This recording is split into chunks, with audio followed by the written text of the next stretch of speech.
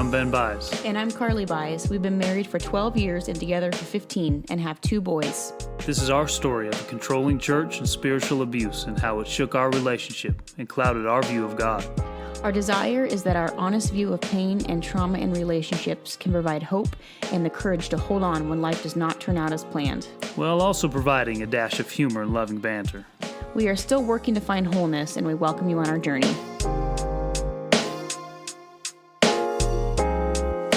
Welcome back, everybody. Ben. Welcome back. Thanks for listening yet again. Another week of Byesography.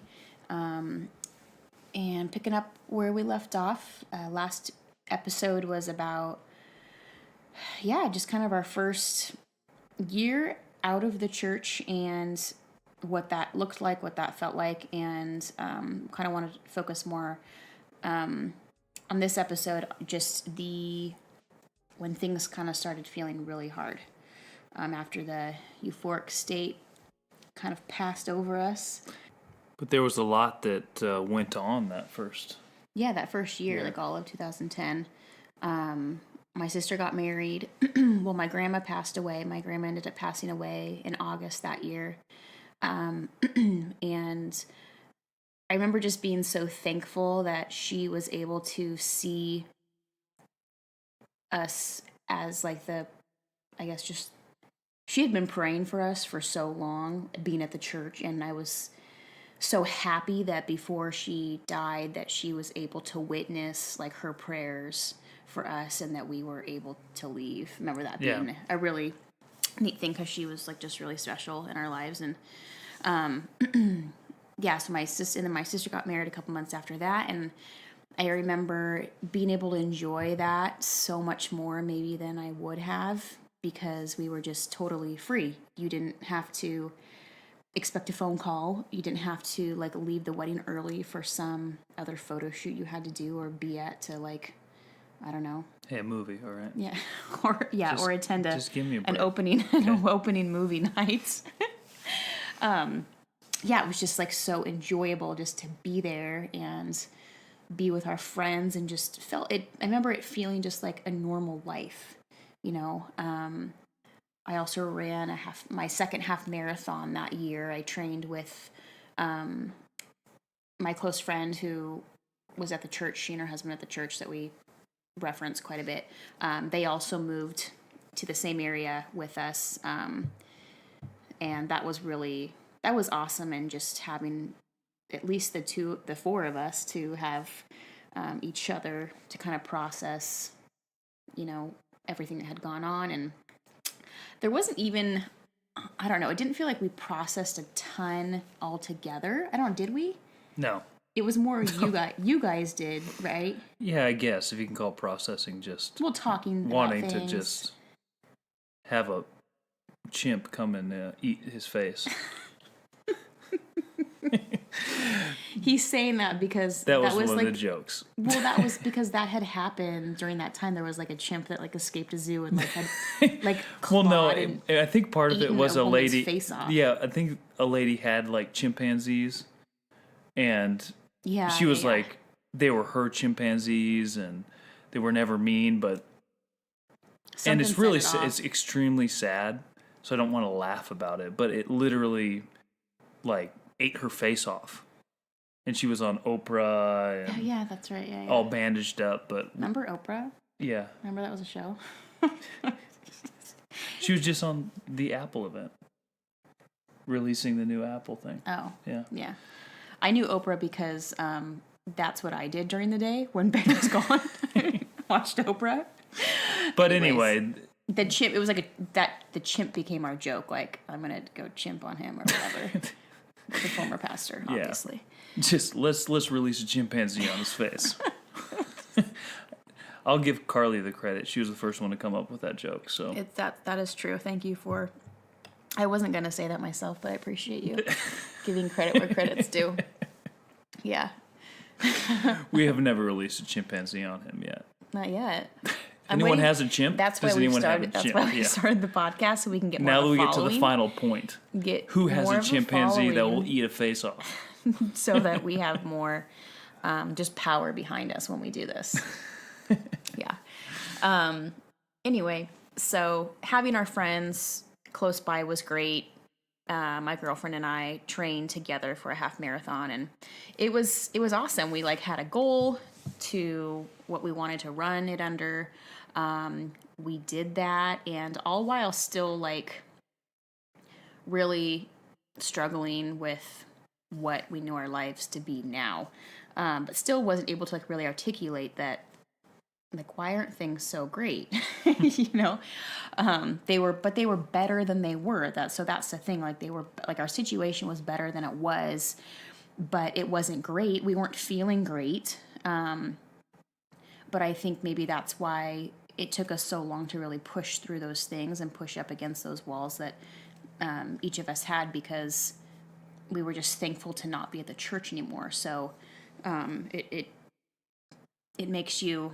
Yeah, what are you going to complain about? Right, exactly. Like, what? Oh, okay, my husband's still gone a lot. Okay, I'm still feeling lonely. Okay, but at least I'm, like, not being called a Jezebel, and at least he's home, like, sleeping next to me more hours than he's not, you know? So, yeah, you didn't feel like there was much to complain about, even though... And we also had no measure of what a normal, like, a slightly normal marriage looked like. So, that was also hard, too. We're just like, well, all we knew before was just terrible crap. So this is much better than that, even though we still weren't really fully living, for sure, the capacity that, like, God wants marriages to be. Yeah. Yeah. I don't know else to add. I think it was a process, and it was years and years of us experiencing some gains in our relationship and how we communicate, and thinking, oh, that'll solve it. Yeah. To really realizing that like we mentioned last episode, there's some deep hurts and pains that we cause to each other that if they weren't addressed, then you're never going to have the freedom or emotional intimacy that you want to have in a marriage. Yeah. And I know that it was not easy to overlook those things, but in the midst of a new life, sometimes it's all right. You know, this is how life is. It's not perfect all the time, but it's way better than it was. Well, and we were so exhausted from what we had just dealt with, and still dealing with the lease of the office and selling the church property and all, trying to get off the incorporation papers for everything. We were so tired of all of the emotional turmoil that went into having just left that, I mean, to be honest, I don't think we had any more capacity or even wanted to be like, okay, let's like work on us now. You know, like we just didn't even. Instead, I'll just start a master's degree. Yeah. I'll just go to school again. Yeah. And work really hard. Classic Ben. Just perpetuating the problem. But we had been out for a couple years and going through some ups and downs in our relationship, but still seeing some good and some bad, but never really addressing some of the deeper issues. And we were going to dinner with some friends, and we had run into a couple rough patches where we had some pretty serious conversations. And I remember going to dinner. Well, and I had just gotten a job. I was now working where I am currently still working at the college. And so that's important because it gave us a community. It gave me a community that I didn't have. You know, I had, you know, a whole office of new friends that that were kind of in similar stages of life. I mean, we had been married a lot longer than most of them, the ones that were married, but we started real life a lot later than most people. Yeah, exactly. But yeah, that was an incredible community for me to walk into, because I gained some of my closest friends to this day through that job, and and that was a full-time job that I had started, so that's where like my time now went. That next year, starting that next year. But I think that also kind of not like triggered, but I think I was realizing that I still like was not really happy. And I wanted I think we both wanted things to be better. We just didn't know how to do that. And we had made a lot of strides in our communication, but we still were not great communicators. And we hadn't together done anything to try to improve that. Right. Except, we read a couple Bible studies together.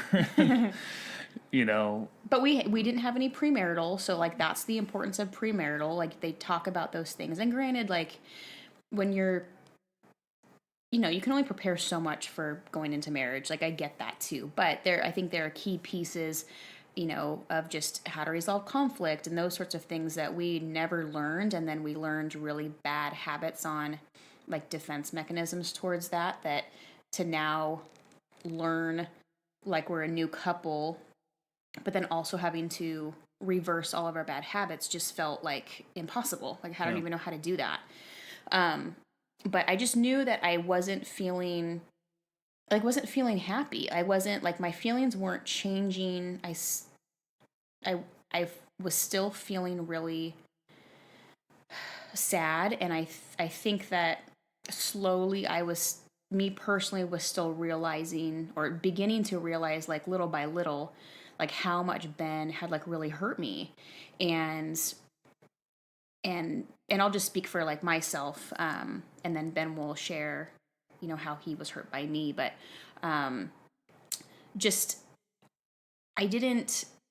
there wasn't a lot of recognition from either one of us of like, wow, like we really hurt each other. There wasn't a lot of that. So, because we just didn't even understand the capacity of how much pain. I don't think Ben understood the capacity of like how much pain he had caused me, because it was so unintentional. So that makes it even harder to like realize. But I think I was slowly beginning to realize how like deep that pain was and how, I guess, strong and tall and thick my walls were that I had built up over the past several years and were continuing to build because I still like wasn't feeling safe. And so anyways, those feelings were what kind of led us to the conversation. So back to your conversation that you were saying. Yeah. So, it was a couple years out or maybe a year and a half out. And we were going to dinner with some friends and from our work. So they were new. From our work. Well, that we had known before, but reconnected with. Mm-hmm. And, from college. And we started having a serious conversation, and I don't know. Like before leaving for dinner? No, right? On the way to dinner. Okay. Yeah, that's made it worse. I thought we had the conversation when we started the run. Conversation when we went on a run. But then we finished the conversation on the way to dinner. Was it the same day? Yeah. Okay. And we finished the conversation, and the gist of it was that, this is going to sound really harsh, but it was a communication between us as Carly basically said, I don't love you right now. And not in I'm not committed to you, I want to leave this relationship or this marriage, but I don't feel the emotional intimacy to you that you should have in marriage. And that was a big turning point for me in our relationship because it made me realize, when I'm sobbing, like telling you this, like this was obviously like extremely painful for me to say. Yes, and it was painful for her to say, but at the same time, it was like a knife was stuck into my heart because I thought, well, what? But we're out, we're gone, but there's what the. Were you thinking what that I thought things were was better than they were? Yeah, in my mind, we were still out, so why? How could you say something like that? Did you think that? Do you think you at that point you didn't understand like the capacity of like how hurt we were? That would be yes. Yeah. Okay. I just thought we're out, so why isn't it better? We're living together. I'm home every night, even if it's late. We can spend time together. We go to church together. We sit next to each other at church. Which that was weird. Yeah. We are enjoying our life more now than we had before. so that felt like a major, it was a wake-up call to me. It made that night completely miserable. I remember sitting at dinner and just thinking, I want to burn this thing down. Like, let's just, why are we sitting at dinner right now? This sucks. I hate this. I hate everything about it. I hate that there's other people around here right now. I don't like anybody. And I remember feeling really relieved that we had the conversation, because it felt like something that I had been holding like really shamefully for a really long time. And so it felt in some ways like, oh, maybe this was the release that like I needed, so that God would then like start changing us, you know? Yeah. But that was a major wake-up call to me to say there is some issues based upon what we went through that are not resolved, even with leaving, that didn't magically disappear. And do you think that you at the time that our relationship was everything you wanted it to be? Did you want more? Did you feel like I'm there sure was I things did. that were missing? I'm sure I did, but at the same time, our hurts were just so different. I think, and we've talked about this before together, and I don't think we've talked about it here. It was a very different situation at the church. Like Carly said, our hurts were very different. I was hurt very deeply by a pastor, by leadership, by someone that I was trying to serve and do the right thing. And Carly was hurt in turn very deeply by me. So, yes, it was because of that pastor and because of leadership, but it was my actions that were influenced by that affected the way that I reacted and interacted with her. Mm-hmm. So our hurts were very different in the fact that I could pinpoint this on something outside of our relationship. Mm-hmm. I could say it was because of that situation, and obviously some things in me that made me susceptible to that I would have to work through. But it was easier on relationship because it wasn't Carly specifically that hurt me in that manner, whereas because of the way that I reacted to her and treated her, those were the things that really hurt her, because I didn't make her a priority and I didn't make her a part of my life, and there wasn't a lot of emotional intimacy because we never discussed deep things with each other. Mm-hmm. Because we couldn't, because if we weren't on the same page with the pastor. So, yeah, I think that was the beginning of realizing that our hurts were different. Mm-hmm. And that... and much bigger than we had. And that although I didn't intend to hurt her, right, because of being in the role, I did. You know? Mm-hmm. I mean, bottom line is I had to own, like we said last time, I had to own up to certain things and say, okay, well, I know I was influenced to do this, but I still did it, and I still made you feel like you weren't on the same par spiritually or intellectually as me, and didn't feel like you were really a priority in my life. And those are things that are very hurtful when that's not even the biblical way that marriage should be. So how was that process for you, like after that realization and like kind of like that turning point for you, and just realizing, do you think you realized at that point how hurt I was, or like what was the process for you internally having to like own, gosh, like I unintentionally like hurt like the person I love most in this world? Yeah, I don't know if it is still at this point if I completely came to that realization. Okay. I think there's still a part of me that, the prideful part of me that was like, all right, well, like, get over it. I didn't do it on purpose. Yeah. Yeah. I've said I'm sorry. And I think that this is very, that was very obvious. This is to me that's what how we you went felt. to for a lot of years, is having some progress, then me saying, all right, okay, I said I'm sorry. Like how long do I have to say I'm sorry like every single day this week, or every single day for the rest of the year to finally, because there wasn't a genuine realization, I think, that there was some issues. And again, it's not to say that I was a horrible person and I meant to hurt her, but there still needs to be realization that it did happen, and it wasn't great. And I think for me at that point, we were gone. Well, I finally made a choice for this family, and I'm sorry. I'm sorry that happened, and And I think there was some real genuine apologies for me at that point, but to think that a genuine apology maybe can't completely change the tide of something. Yeah. And that's a hard realization too, to know that yes, apologies are important and forgiveness is important, but sometimes there's still a process involved. It's not an immediate, I'm sorry, okay, I receive your apology. Okay, it's fixed. And that's a hard realization to come to in marriage in general, whether you've been through something like us or other hurts and pains. There's a process to it. It's not an immediate fix with a, I'm sorry, I receive your apology. Let's move on. Yeah. And because there's so much change in a day-to-day like basis on how we interact that has to happen, like along with an apology, that we just weren't walking in. Yeah. You know, so even if there was like this elaborate apology, like there wasn't a lot of change on either ends going on with it. And I'll mention too that like I am the type of person that has a hard time, like if you know, you say something that like hurts my feelings or offends me, even just saying sorry it's hard for me to like get over that. Like I'm not the type of person. There's some people that can easily just move on from something. And I'm not that person. I really wish that I was. And I don't know, it's like the chicken or the egg, which came first. I don't know if our situation like made me more that way.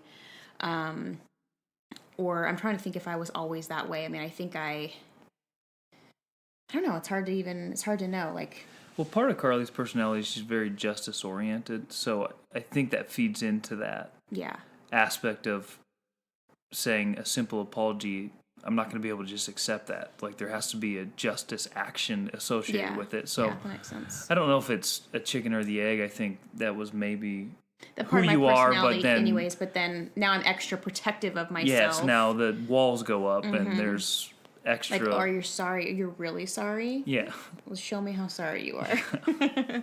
But I think, that kind of also started a process of you feeling like you could never live up to being sorry enough for me. Yeah.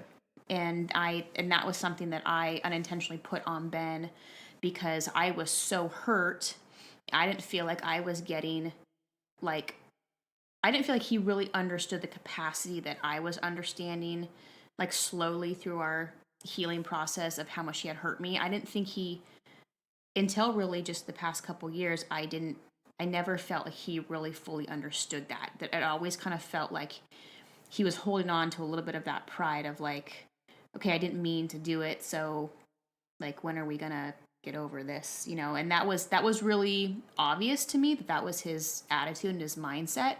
And even if he didn't mean that at all times, I think I picked up on that and felt that a lot of times, which just, I think oftentimes just pushed me further away and made me put more walls up. And like, just what we've learned just through our most recent counseling is like me not feeling safe with him. That was a huge thing that so much stems back to is never feeling like I was like really safe with him. I like felt safe that I would be chosen or I'd be protected by him. And so learning looking back, learning all these little pieces are so tied to like me feeling safe. So I picked up on that. And so in turn, I had put on him he could never do enough because I felt he wasn't doing enough. So therefore he was feeling he could never do enough to like show me how sorry he was or that he really did understand the capacity of like how much he hurt me. Yeah. And that was hard for you to deal with, obviously. Yeah. Then there's a nasty cycle where you just continually work in your own hurt and pain instead of trying to pull things from each other. Yeah, instead of, so then I get upset and then I go back to just, I don't know, trying to be intellectually superior or... You're such a jerk about that. He just tries to use his summa cum laude any way he can. It's Magna. Dude, whatever. Okay. That's one lower. I'm just telling you, I was one lower than the Summa. I was a Magna. Okay, your one B in college got you Magna. Yes, it did. Okay. Thanks a lot, Professor. anyways, freshman writing seminar. He tries to my magna 1B. cum laude me all the time, which then in turn made me feel stupid, which was one of his...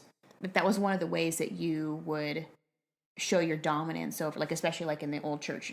I was never good enough to what he would needed, what I needed to be, you know, spiritually or whatever. And let's take a step back just for a minute. It wasn't nearly as dramatic as showing my dominance. Okay, it was just me trying to protect what we were doing at that time, or protect what I was at the church. Yeah, at the church, I was trying to protect what I was trying to do to serve God in the only way that I knew how, and that was to figure out these intellectual ways of trying to resolve this fact that I don't necessarily believe in what I was doing. That's what you were taught. You were taught to. So I just wanted to clear that up, so it didn't seem like I was like the most dominant person was ever. Not the correct adjective to use. It was. Is it adjective? Yeah, I think that's an adjective. You tell me. Is it adjective or is it? You tell me. But it was more of my way of protecting myself, of saying, all right, well, I don't really believe in what we're doing either, so let me just try to come up with a real intellectual way of saying this so that I can make you feel like maybe you don't understand it fully. Yeah, I just can't understand it, so you must be right. Oh, yeah. And again, I think for me that was a major defense mechanism, so that we didn't have to discuss what we were going through at the point. Because I couldn't fully understand it in my mind. Yeah. What was happening. But this just shows how important counseling is. Like, I'll just speak for us. Like, it has been so important because I wouldn't have been able to probably connect the fact that it was a safety thing with Ben that I feel, and now in our conversations when I'm feeling unsafe, because of a response or whatever he has, we're able to work through it so much more because he understands where I'm coming from, and I don't think I would have been able to put that together had we not been going to counseling. Like, that felt like such a huge, amongst a million other things, but just that particular piece in counseling felt so powerful to like realize, and just made so much sense. Like, was finally, it was a piece that like made so much sense to what we were going through many, many years later. Yeah, but that conversation on the way to the restaurant, we had many of those over the course of the years. Well, making some progress and making a couple steps back, and making some progress and a couple steps back, but it just goes to show that if there are some deep wounds and pains like we've talked about, that unless they're really addressed, then you can continue to find little progresses, but those deep longings and achings aren't being completely healed. And I believe, and we believe fully, that Jesus Christ healed everything with his death and resurrection on the cross, but relationally there's hurts and pains between us two that go beyond just our life, that unless some of those things are addressed, that you might not feel complete freedom. Yeah. So we had started to meet with our new pastor a little bit here and there, who we really loved and respected, and was just so kind and like helpful in our coming alongside us and like wanting to offer help. And it was almost like he could see how broken we were even more so than we could see. And he was just like, "How are you guys doing?" Like, fine, we're good, okay, I think. I mean, not really, but like, do you think we're worse than we are?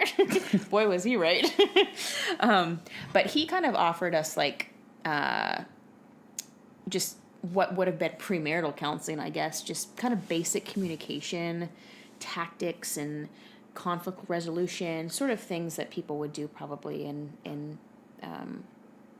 premarital counseling that we never had. So he did that with us, and so at our 5-year anniversary, we decided to renew our vows. We wanted to renew our vows And go ahead. Yeah. I don't know what to go at. It was a little more than a year after leaving, and we thought it was a renewal time, and been married for 5 years, and let's celebrate a new chapter in life. Mm-hmm. So we invited our friends and family, and didn't make it a huge thing, but it was mostly, actually it wasn't a couple friends, but mostly just family, a couple people from our new church, not our old church. Actually, a couple from our old church too that were still our friends, but we decided to renew our vows and have a quick ceremony, and I don't even looking back at it, I don't know how much we really understood about it. We just thought, you know what? 5 years made sense. It was like a milestone. It's a milestone. We want some newness in our life. Let's do this. It ended up being a great day. It was a great day.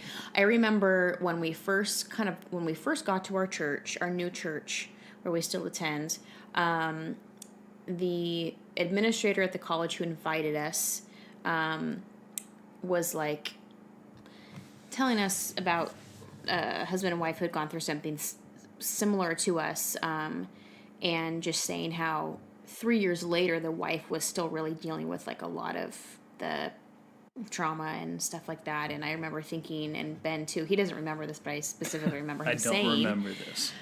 Like, oh my gosh, 3 years? That will not be us. Like, we cannot still be dealing with things 3 years later. And here we are 9 years later, and I just laugh at my former self thinking, if only it was 3 years. And it's not to say that I do believe that God could have made this process shorter if we, I don't know, I think his timing's perfect.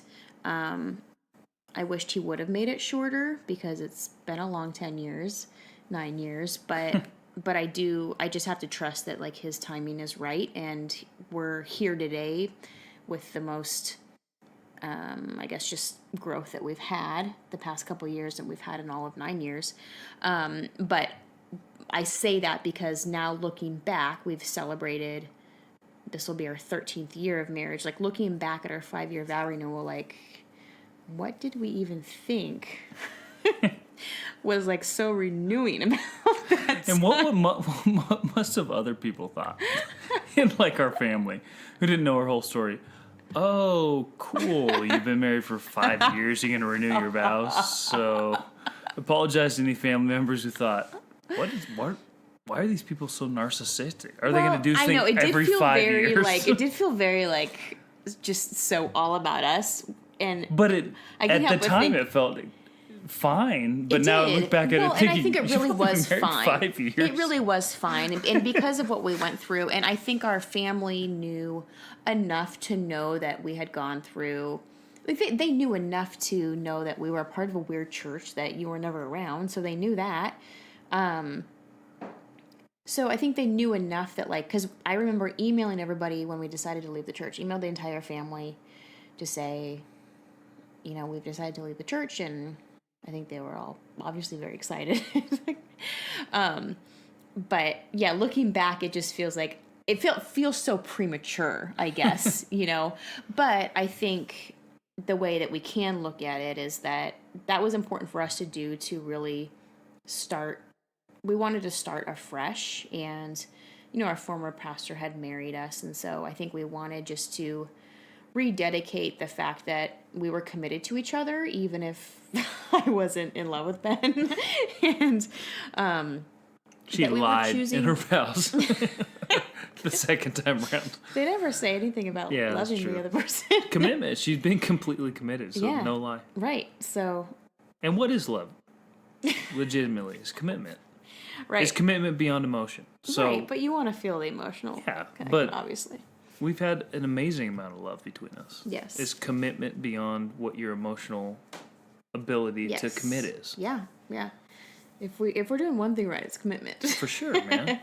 But I think that's what we when we look back and think about our vow renewal. Part of me is kind of embarrassed because I'm like, oh my gosh, 5 years, and here we are, 7 years after that. Like, or not 7, obviously, but just feeling like, oh man. Like I feel like if anything, I want to renew my vows in the next 5 to 10 years, you know. We're going to do a third vow renewal. Oh my gosh, So, people do it get like on a ready. yearly Okay, basis. seriously. You know, listen. Okay. Heidi Klum and Seal would renew their vows on a yearly basis. So did Mariah Carey and Nick Cannon. But They're both married? divorced. Both are divorced. So there's something to it, I guess, to not do it. Really works.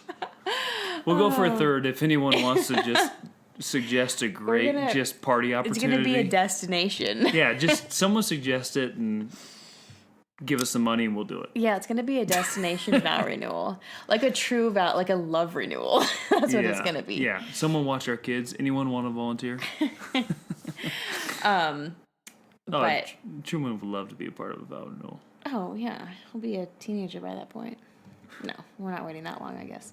But anyway, but yeah, so looking back, it felt very premature, but on the flip side, can look at it like it was an important thing that we wanted to do to, like, say, moving forward, we're committed to making things work. And even if we didn't understand what the capacity of what that meant at that time, we were committed to pushing through really, really hard things and hard conversations in the future. And that's what we've been doing. For sure. For sure. On the daily. We've been doing it. But anyways, those of you in counseling, hug your therapist. Hug your counselor. Yeah, we're really thankful for that opportunity as we get more into this process of healing for us. We'll talk more about like just how important counseling has been for us, and just kind of connecting pieces that we've been unable to see on our own, and really just mediate things that we've just we're both so competitive, so to have somebody help us see each other better has been really helpful. So yeah, and hopefully we'll give you guys some tips or understanding about for free marriage for free. Yeah. I mean, you can book us online at www.runforthehills.com. That was the one from before, so we kept it. Oh man. Well, until next time. All right. See you later.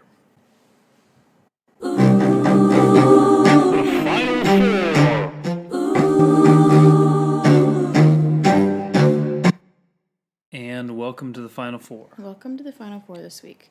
This week's Final Four is going to be highs and lows of parenting.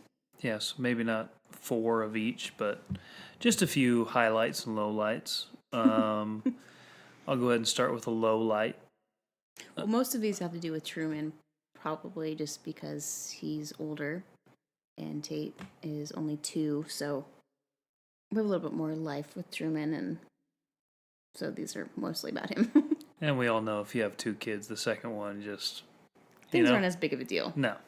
Man. Like, the scary things aren't as big of a deal. Yeah, it's just, you learn to live with it. It's like, all right, the kid's growing up. Not that you don't love them, but... So, anyways.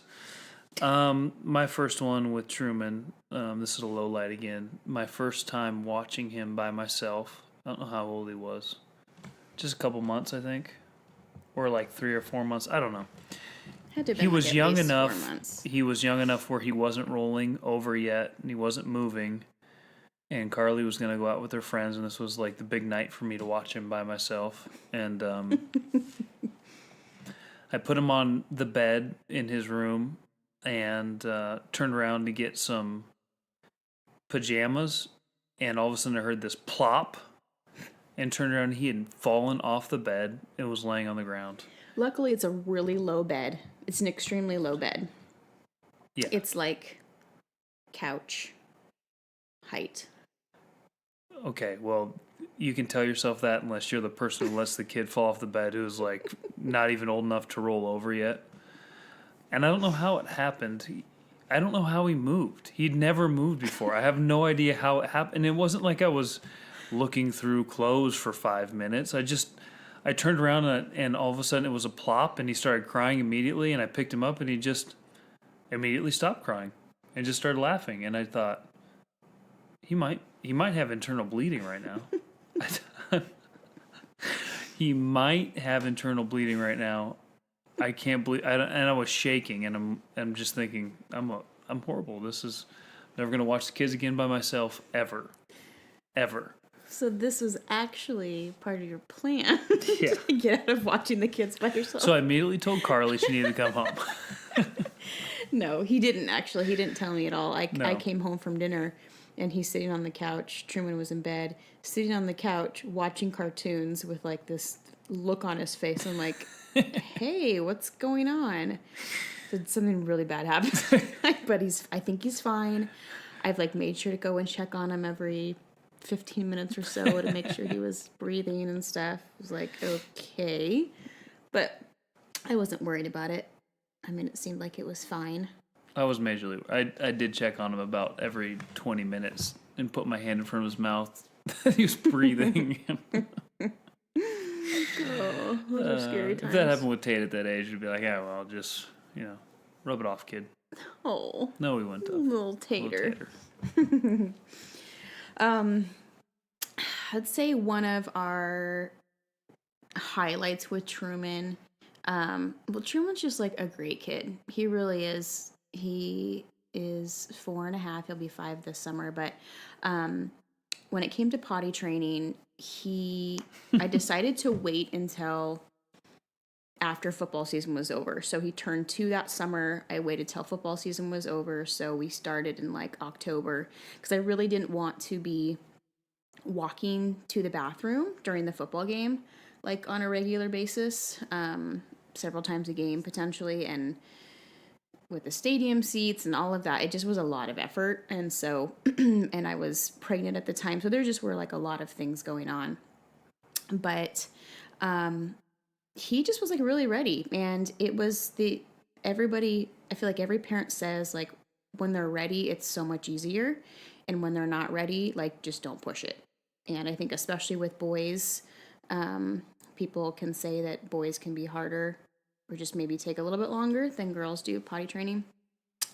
But it was like the easiest thing. Yeah. It was really the easiest thing. And, felt so fortunate to just, he just was really compliant, and we like ran errands the same day we kind of started potty training and took him into the bathroom wherever we went to go to the bathroom. And here's a tip for you moms with little boys. So public restrooms, obviously the worst, but the benefit with having boys, when they are not tall enough to like stand and go to the bathroom, they have to sit, which is obviously gross, and it can be difficult. So what I have found to be the best thing, and I think I had a friend share this with me, is you stand him up on the toilet. Obviously his pants are down like around his ankles, and you put a toilet seat cover like over his pants and like over his underwear, and he stands up and pees on the toilet, like into the toilet. It's so much better than having to try to get them to sit on the toilet, because the hard thing with when they're so little like that and they're at a public restroom, they can't, like they can't, you have to almost take their pants all the way off to be able to sit on the toilet accurately so they don't spray pee everywhere. And Ben's being completely silent right now, I think because you haven't maybe had to take Truman to the bathroom a lot when he was really young. And you know what I do is I just hold him and let him hover over there and let him pee right in there. Yeah, that's smart. Same concept. Yeah, same concept. Did you do that over a urinal? Yeah. Oh, okay. Well, women's bathrooms don't have urinals. Don't get with the program. Just let him pee in the sink. Oh my gosh. So that is a tip for you moms that has made peeing in a public place so much easier when they're little and are not able to like reach standing up. So, but along with potty training being pretty easy, that doesn't mean that we didn't have a couple incidents.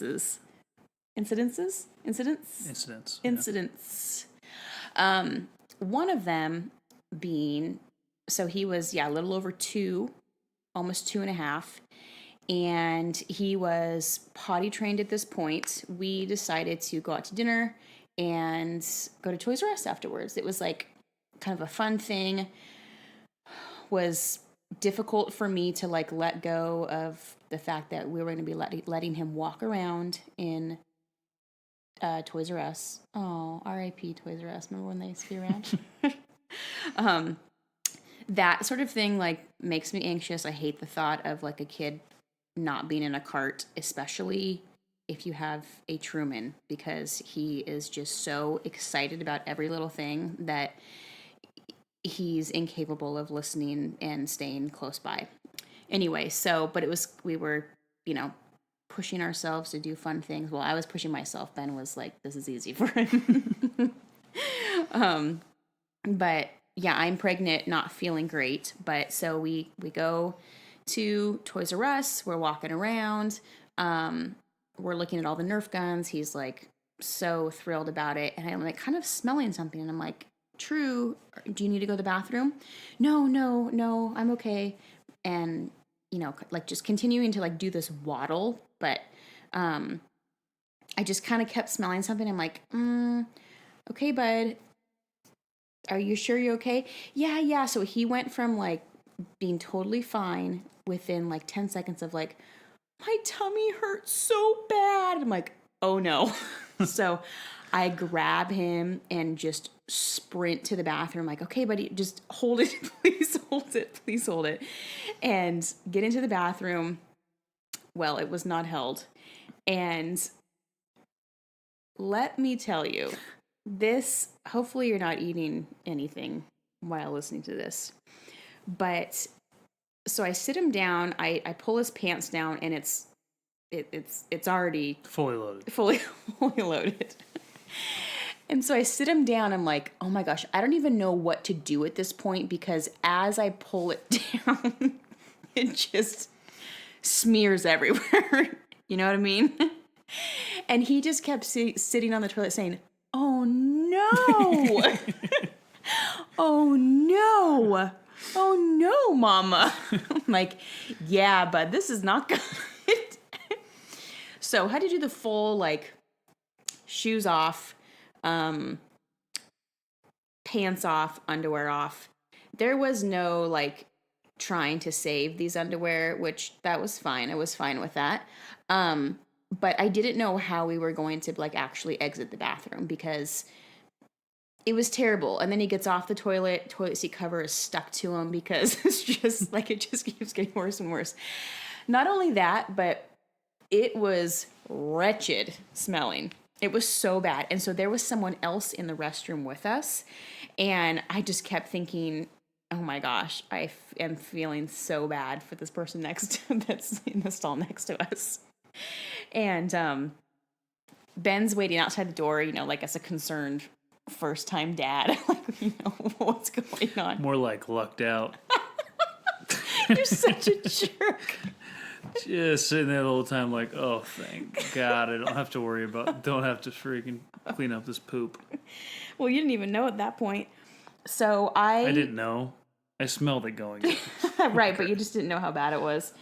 I couldn't even, I like just like wrapped the underwear in like an entire case of the toilet seat covers and just like plopped it in the trash. And the girl had walked out before we did, right? Oh yeah.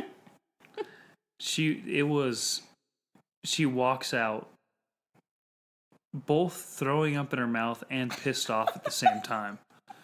And just has this look on her face like, who in their right mind would do something like that? Because I don't think she knew it was a little kid at the point. I don't know. Oh, no, I'm sure she heard him. Either way, she was like so mad and so disgusted at the same time. I just looked at her and it's like she wanted to murder someone. And you were like, oh no. It must be bad in there. So anyway, Truman's, half naked, and Ben has to take him to the car in his socks and shoes and put a diaper on him. Thank God we had extra diapers, obviously. But yeah, that was probably the worst incident, and really one of the only incidents we had with him in that capacity. But other than that, He was a dream potty trainer. Yeah. Another low light is Truman at petting zoos. You're gonna tell the story? No, I was gonna let you. I was just opening it up because I have one story to add to it. But go ahead. No, you can do yours. Well, because I just went. Mine is really quick. It's not as big deal as the other one, but we were at a farmer's market once, and he was at a petting zoo, and I'm pretty sure he paralyzed a rabbit. He like was hugging it so tight, and like, I think he snapped its neck. Oh my gosh. And I was like, oh no. And the poor little thing was like by this post not moving and like twitching a little bit. Oh and I my thought, gosh. I think stop. I think that he might have paralyzed the rabbit. So I didn't tell anybody. We got out of there as quickly as possible. Oh my gosh. But he was just loving it so hard, and I think he just pushed its neck too hard, and he was like so spastic about it because he was so happy about it. And I was like, oh no, bud, do you want a snow cone? Let's get out of here. Oh my gosh. If anybody knows Truman, they know how much he just loves. He loves the things that he loves very deeply. Whether that's insects, lizards. Really, I don't know anything he doesn't love that's living, right? I mean, he loves, and he's not afraid of anything. He's not afraid of one thing. It's like mind-blowing. But this other time we were at a petting zoo, I was with a friend that I grew up with, and our kids are the same age, and so he wasn't quite 2 yet. And it's a place in Orange County, and it's kind of like a zoo and activity center, and they have this petting zoo area where you can go into this like caged off area and sit and feed and hold the guinea pigs. So he is like, everybody's like sitting calmly and petting the guinea pigs, like feeding them lettuce or carrots or whatever. He is like squealing with delight and kept picking up these guinea pigs. And you're not really supposed to pick them up the way he was picking them up. He was grabbing them by like the scruff of their neck and like bringing them up to his face and just like screaming in their face because he was so excited about holding them. And then he would just like kind of plop them, like he wasn't gently, and like that's the thing about him, he's not intentionally trying to be harsh or like cruel to animals. He just is like so passionate about things, and loving things gently is just a really hard thing for him. And so it kept happening, and the guinea pigs were like, they like squeal when they're either sensing danger or feeling threatened. And so they kept like squealing, and this was probably one of my most embarrassing parenting moments, because my girlfriend's little daughter was sitting very calmly, nicely, petting the guinea pigs like, most of the other children were doing. And here's my son who like just can't get enough and just kept grabbing them. And it was so mortifying because we were causing a scene. We were basically causing a scene. And the owners had to come over and say, I'm so sorry, but we're going to have to ask you to leave. Yeah, kicked out of the I was like, sure, no problem. Okay, bye. It was so embarrassing because I couldn't even control him. And how do you even tell him, like, I don't know. It's like he's like, what am I doing wrong other than not being gentle enough?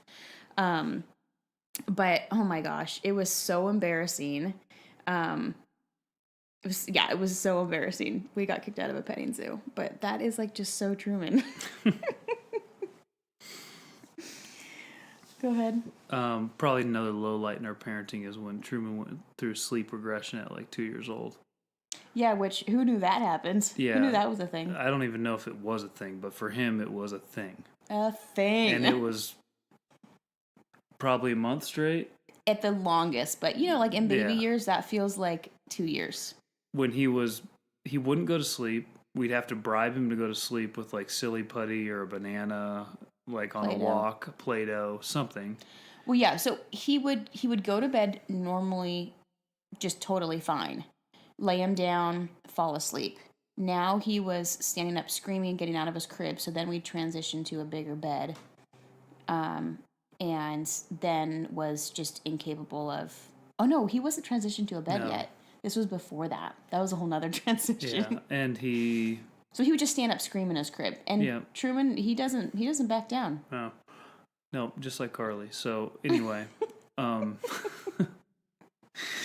cry for an hour straight. Honestly, he will more than an hour. He'll just keep going. So, and then there was a point when usually from like 2 or 3 in the morning until 6 in the morning, he would just be awake, and wouldn't go back to sleep and wouldn't allow you to put him down. Yeah. And it was a middle of football season and I was pregnant. It was already busy and I would be in there from like 2 in the morning till 6 in the morning for like weeks, and it was miserable. Yeah, that was a very low time in life.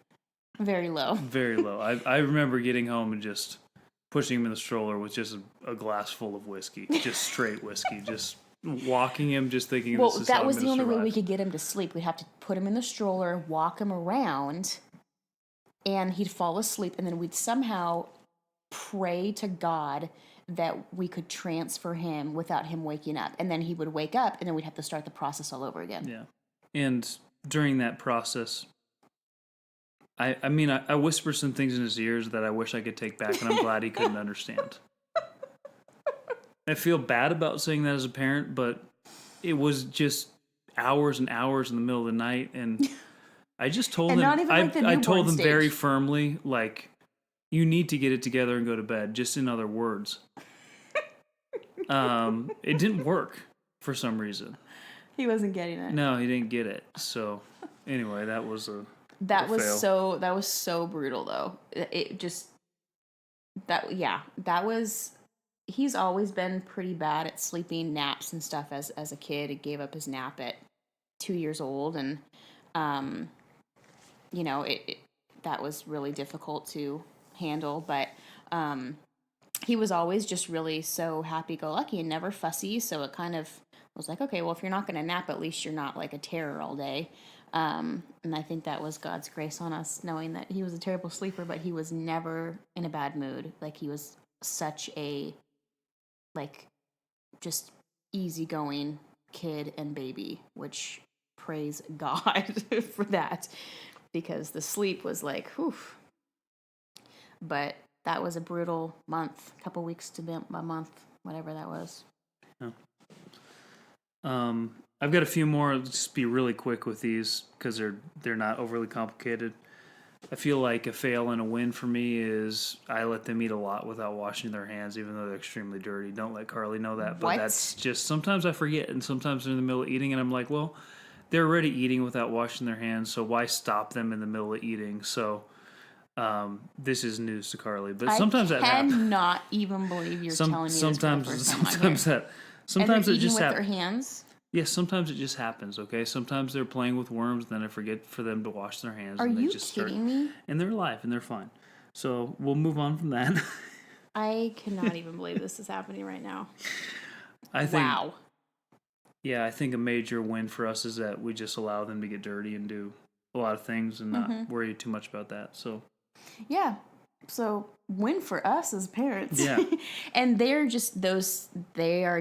both of them are that type of kid that just likes to be dirty. And I think that most boys at least like to do those things, but I do know some kids that don't enjoy being dirty and don't enjoy kind of that unstructured playtime. But our boys do, and I'm thankful that it's just been in our nature as parents to just let them do those things and let them get dirty and let them catch the lizards and play with them all day. And I don't want anything to do with it, and that's fine, but I can still try to foster I think something that we've been told, which has been such great advice as a parent, is to always try to like foster their curiosity. And it can be so easy to like try to like squander just things that they want to know or learn. So even like the question phase that kids go through can be so hard, but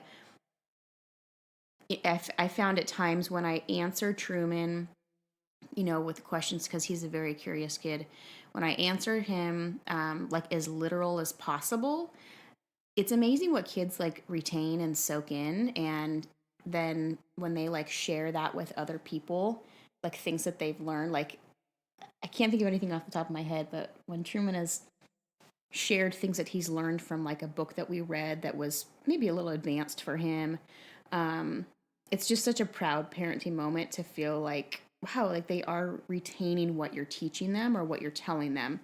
So I really try not to give like sugar-coated answers to, if you know, obviously certain things that are, you know, age appropriate, but if he asks how like something works or things like that, I think just fostering their curiosity, letting them do those things, go out and play, and that's been so helpful, especially for them and their personality. They just need that.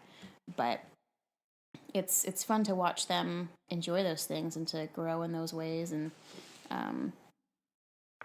yeah, they just love to learn, and I'm very thankful for that, because I don't know if they got that from me.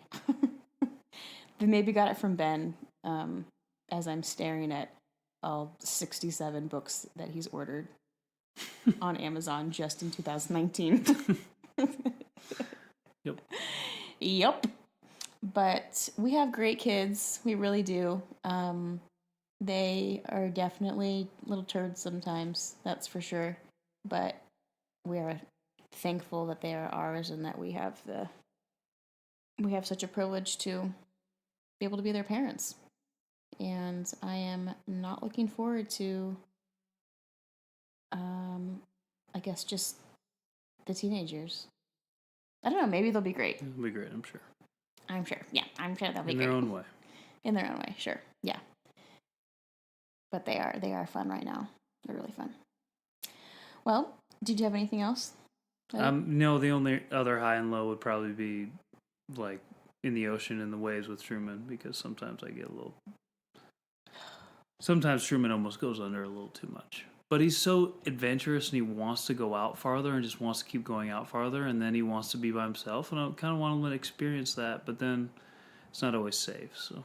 Yeah, that's not okay with me. Water is very scary, and I don't know. I feel like you've lived so much of your life here in California now, so I was going to say, do you think that like being aware of fear of water, not a fear of water, but do you think any of that has to do with not growing up here? No. I just think I'm like Truman in that way. Just sometimes a little outshoot my Stupid? own ability. Yeah. You're a little dumb. Yeah. You think you're bigger and stronger than you really are in a situation. No, I'm clearly as big and strong as that, but yeah, with water though, like water I don't like to mess around with. And other things like going on a roller coaster that's maybe too scary, or you know, rolling down a hill or something like that. Like injury stuff is fine, but water stuff like freaks me out, because it can just happen. It happens so quickly, you know, and especially in the ocean, it's just so unpredictable. So, could you be a little more careful this year? Yeah, we'll do. I'm holding him to that. Anyway, that concludes our Final Four for the evening. Ciao.